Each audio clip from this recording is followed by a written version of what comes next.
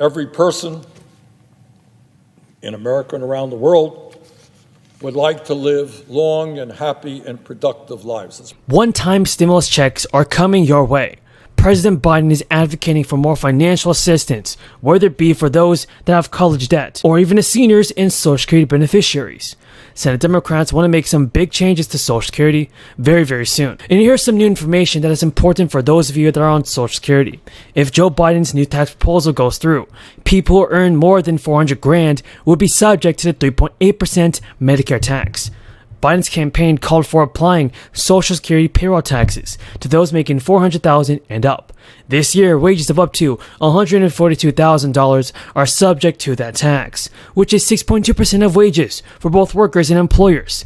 That is a significant amount of money that would help out Social Security, because according to new estimates, the trust funds that support Social Security are running dry and may be tapped out in less than 20 years. Biden has already called for the increased levies to help pay for proposed benefits, and including raising the minimum Social Security benefit to at least 125% of the federal poverty level.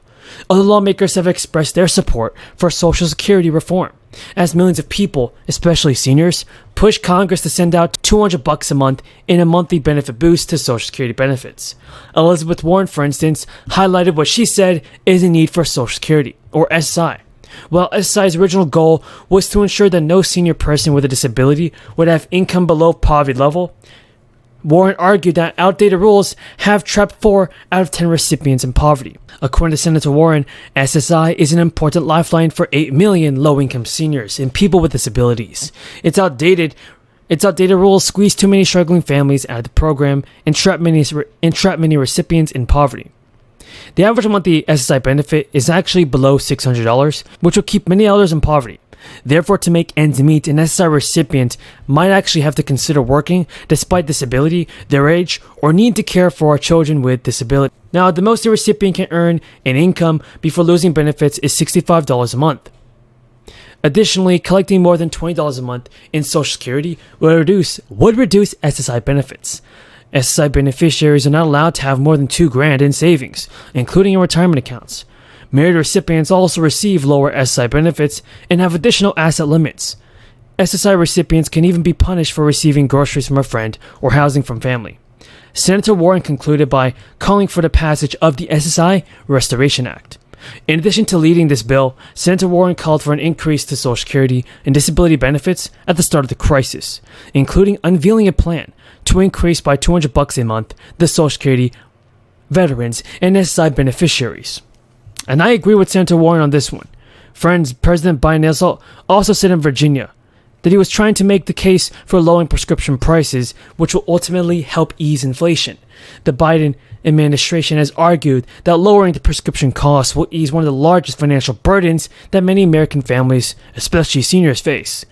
Lower prescription prices is a key piece of President Biden's agenda and a climate package which he's negotiating.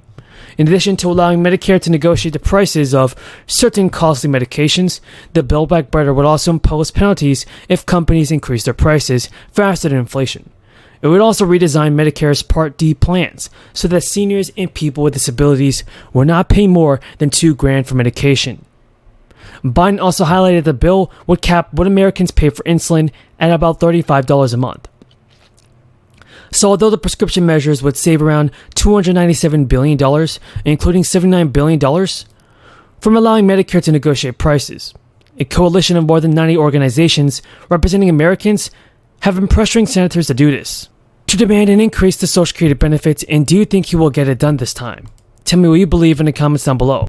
Today, nearly 40 million Americans live in poverty, and tonight, almost 600,000 people will be sleeping out on the streets or in homeless shelters.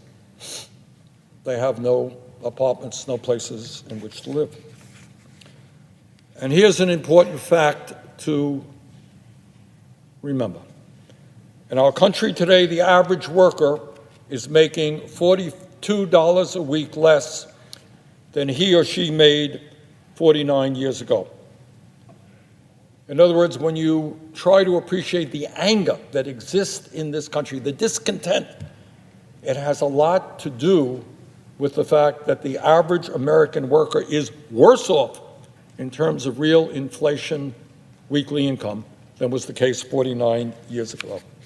And think about that. Think about how crazy that is. Think about all of the increase in technology and productivity that we have seen, where workers today are producing a lot more than they used to because of the new technology, and yet, because of a huge transfer of wealth and income, they are worse off than they were in 1973. Half of the people in our country today are living paycheck to paycheck, and tens of millions are an accident, a divorce, an illness, or a layoff away from economic devastation. In America today, we remain the only major country on earth not to guarantee health care as a right. And the result of that is we have a system in which over 80 million Americans are uninsured or underinsured, and tens of thousands die each and every year because they don't get to a doctor when they should. While many public schools throughout our country lack the resources to adequately educate our young people or pay their teachers the wages those teachers deserve, at the same time, we are the most heavily incarcerated nation on earth. We've got more people in jail than any other country. Meanwhile, 45 million Americans who did go to college, they saved up, they went to college, they are now drowning in $1.8 trillion in student debt. And I talk to those nurses and workers every day who say, Bernie, we've got to do something, because every month I'm paying hundreds and hundreds of dollars in student debt.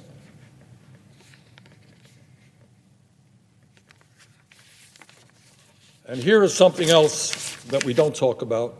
You know, we have a habit here, I'm afraid, in the Senate and the House, we talk about a lot, but often not the most important things in the country.